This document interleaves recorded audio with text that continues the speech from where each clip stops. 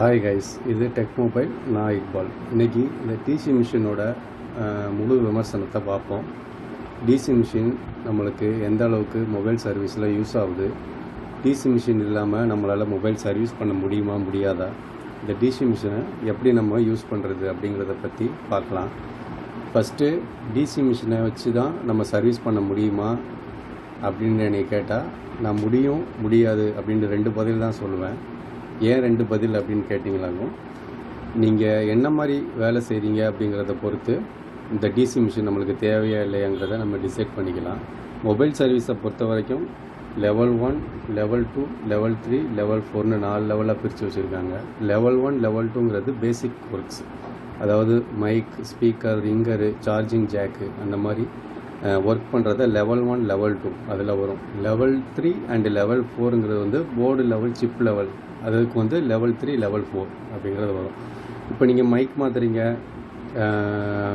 Speaker, ringer, அந்த மாதிரி charging jack, இந்த மாதிரி சின்ன சின்ன வேலை பார்க்குறீங்க அப்படின்னா உங்களுக்கு இந்த டிசி மிஷின் கண்டிப்பாக தேவைப்படாது. அதுவே லெவல் 3, லெவல் 4 வேலை பார்க்குறவங்க இந்த டிசி மிஷினோட சப்போர்ட் இல்லாமல் அவங்களால வேலை பார்க்க முடியாது. இப்போ ஒரு டாக்டருக்கு எப்படி ஸ்டெத்தோஸ்கோப் இல்லாமல் அவரால் வந்து பல்ஸோ அல்லது ஹார்ட் பீட்டோ செக் பண்ண முடியாதோ, அது போல தான் மொபைல் சர்வீஸ்லையும் நம்ம வந்து இந்த டிசி மிஷின் இல்லாமல் மொபைலோடைய பல்ஸை, மொபைலோடைய ரீடிங்கை நம்மளால் வந்து செக் பண்ண முடியாது. ஸோ டிசி மிஷின் நம்மளுடைய மொபைல் சர்வீஸுக்கு லெவல் 3, லெவல் 4க்கு கண்டிப்பாக நம்மளுக்கு வேணும். ஸோ இப்போ என்கிட்ட இருக்கிறது KORAD பிராண்டோடைய டிசி மிஷின். இது 5 ஆம்பியர் 30 வோல்ட். இதில் வந்து பார்த்திங்களாக்கும் மொத்தம் 4 மெமரி பண்ணிக்கிறலாம் வோல்டேஜை. Memory 1, memory 2, memory 3, memory 4. என்னுடைய யூசேஜுக்கு தகுந்த மாதிரி நான் 4 வோல்டேஜை செட் பண்ணி வச்சுக்கிறேன். மெமரி 1ல் வந்து 4.2 வோல்ட்டும் 3 ஆம்பும் செட் பண்ணி வச்சுருக்கேன், யூஸ்வலாக மொபைலை ஆன் பண்ணி பார்க்குறதுக்கு. இதில் வந்து 5 வோல்ட் 5 ஆம்ப் வந்து செட் பண்ணி வச்சுருக்கேன். ஏன் இது 5 வோல்ட் 5 ஆம்ப் அப்படின்ட்டா, நமக்கு வந்து மொபைல் ஷார்ட்டை வந்து செக் பண்ணுறதுக்காக, மொபைல் ஷார்ட்டை ரிமூவ் பண்ணுறதுக்காக நான் வந்து 5 வோல்ட் 5 ஆம்ப் செட் பண்ணி வச்சுருக்கேன். இதில் வந்து சாதாரணமாக வந்து பேட்டரியை வந்து பூஸ்ட் பண்ணுறதுக்காக 4 வோல்ட் 2 ஆம்ப் செட் பண்ணி வச்சுருக்கேன். மெமரி 4ல் வந்து இதுவும் வந்து ஷார்ட் செக் பண்ணுறதுக்கு செகண்டரி லைனில் வந்து 1.8 வோல்ட்டு தான் மேக்ஸிமம் வந்து சப்ளை ட்ரான்ஸ்ஃபர் ஆகும். ஸோ நம்ம அதில் இந்த காம்பனண்ட் எதுவும் ஹீட் ஆகுதா இல்லையா, கெப்பாசிட்டர் செக் பண்ணுறது, அந்த மாதிரி உள்ள வேலைகளுக்காக இதை நான் செட் பண்ணி வச்சுருக்கேன். இது என்னுடைய செட்டிங்ஸ். உங்களுக்கு என்ன தேவையோ அதுபடி நீங்கள் செட் பண்ணி வச்சுருக்கலாம். ஓகே, இதை நம்ம எப்படி யூஸ் பண்ணணும், எப்படி வோல்டேஜ் செட் பண்ணணும் அப்படிங்கிறத பற்றி பார்க்கலாம். First memory 1. இதுக்கு வந்து நமக்கு ஃபோனுக்கு வந்து ஆன் பண்ணுறதுக்கு தேவையான வோல்டேஜ் 3.8லேருந்து 4.2 இதுதான் தேவைப்படும் வோல்டேஜ். ஆம்பியர் பார்த்தீங்கன்னாங்க 2 ஆம்பியர், மேக்ஸிமம் 2 ஆம்பியர் தான். 3 ஆம்பியர் வந்து செட் பண்ணி வச்சுருக்கேன். 2 ஆம்பியர் என்எஃப், ஒரு ஃபோன் ஆன் ஆகிறதுக்கு 2 ஆம்பியர் என்எஃப். ஸோ இப்போ இதில் வந்து நீங்கள் வந்து வோல்டேஜ் செட் பண்ணணும் அப்படின்டா, இங்கே வந்து வோல்டேஜ் அண்ட் கரண்ட்னு இருக்கும். இந்த பட்டனை கிளிக் பண்ணிங்களாக்கா அது பிளிங்க் ஆகும். பிளிங்க் ஆகும்போது எந்த டிஜிட்லேருந்து உங்களுக்கு வேணுமோ அதை நீங்கள் வந்து இங்கே வந்து இந்த ஏரோ மார்க் போட்டு அதை கிளிக் பண்ணிங்களாக்கா அது பிளிங்க் ஆகும். ஸோ இந்த நாப்பை யூஸ் பண்ணி எத்தனை வோல்ட் வேணுமோ அத்தனை வோல்ட். இதில் வந்து மேக்ஸிமம் வந்து 30 வோல்ட்டு. ஓகேயா? அதே போல் ஆம்ப் வந்து பார்த்தீங்களாக்கும் 5 ஆம்ப்பு மேக்ஸிமம்.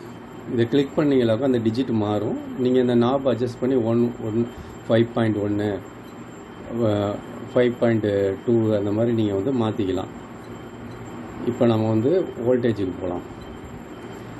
இப்போ என்கிட்ட இருக்கிறது வந்து இப்போ 30 வோல்ட் செட் பண்ணி வச்சுருக்கோமா. இப்போ நமக்கு ஃபோன் ஆன் பண்ணுறதுக்கு தேவை 4.2 வோல்ட்டு. அப்போ என்ன பண்ணணும், இந்த டிஜிட்டுக்கு வந்துடணும். 1 2 3 4 4.2 வோல்ட்டு. இதை லாங் ப்ரெஸ் பண்ணமாக செட் ஆகிடும்.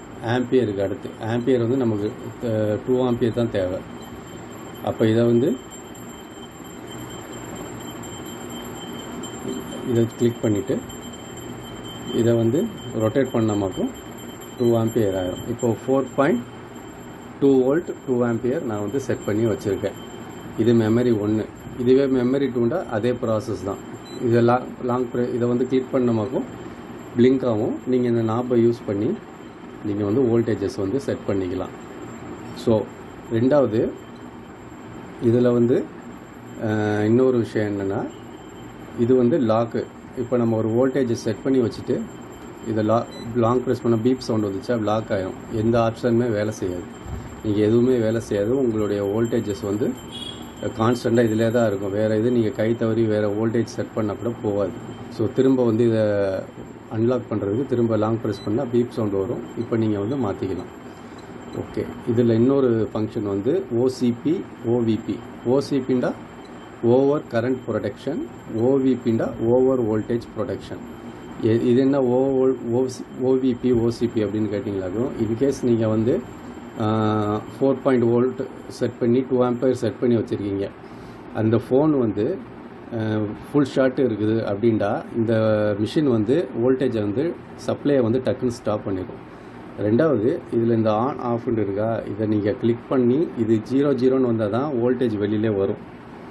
ஸோ இப்போ வோல்டேஜ் வந்து இருக்குது, நம்ம வந்து வந்துக்கிட்டு இருக்குது. இப்போ நம்ம இதில் வந்து வோல்டேஜ் சப்ளை இப்போ வந்துக்கிட்டு இருக்குது, 4.2 வோல்ட் வந்துக்கிட்டு இருக்குது இந்த கிளிப்பில்.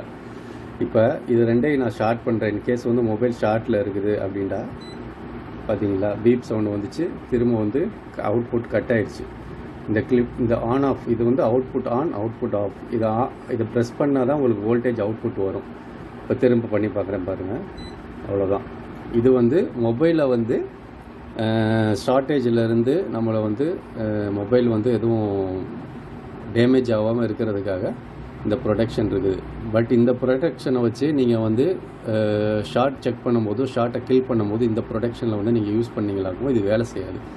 அதுக்கு நீங்கள் ஓசிபியையும் ஓவிபியையும் டிஸ்கனெக்ட் பண்ணி விட்டமாகும். இப்போ பாருங்கள், இப்போ நான் ஷார்ட் பண்ணுறேன் பார்த்தீங்களா, 2 ஆம்ப் வரைக்கும் போகுது, வோல்டேஜ் அப்படியே டவுன் ஆயிடுச்சு. இதுதான் இதை யூஸ் பண்ணுற மெத்தடு. ரெண்டாவது, இந்த கொராடை பொறுத்த வரைக்கும் பர்ஃபெக்டாக இருக்கும், கான்ஸ்டன்ட் வோல்டேஜ் வந்துக்கிட்டே இருக்கும். இப்போது இந்த மல்டிமீட்டரில் செக் பண்ணி காட்டுறேன் பாருங்கள், 4.2 வோல்ட் அதில் இருக்கா, மல்டிமீட்டரில் பாருங்கள் அதே வோல்டேஜ் தான் வரும். ரெட்டில் வந்து பிளாக்கில் வந்து பிளாக்கை மாட்டிடலாம், ரெட்டில் வந்து ரெட்டை மாட்டில் பாருங்கள் 4.19, 4.19, 4.20, 0.1 அது ஒரு பெரிய விஷயம் இல்லை, பர்ஃபெக்டாக இருக்கும் வோல்டேஜ். ரெண்டாவது, இதை யூஸ் பண்ணி இதில் வர ரீடிங்கை வச்சு இப்போ ஒரு மொபைல் ஆன் பண்ணுறோம் அப்படின்டா, ஒரு டெட் மொபைல் வருதுண்டா, ஃபுல் ஷாட்டா இல்லை அது உள்ள என்ன பிரச்சனை அப்படிங்கிறத இதில் வர ரீடிங்கை வச்சு நம்ம ஃபோன் ஆன் பண்ணும்போது இதில் வர ரீடிங்கை வச்சு நம்ம வந்து அதை கெஸ் பண்ணிடலாம். இது வந்து EMFC fault, CPU fault, software fault, இல்லை ஹாஃப் ஷாட்டு, லீக்கேஜு, இல்லை ஃபுல் ஷாட்டு அப்படின்ட்டு நம்ம ஈஸியாக வந்து இந்த டிசி மிஷினை வச்சு டயக்னோஸ் பண்ணிடலாம்.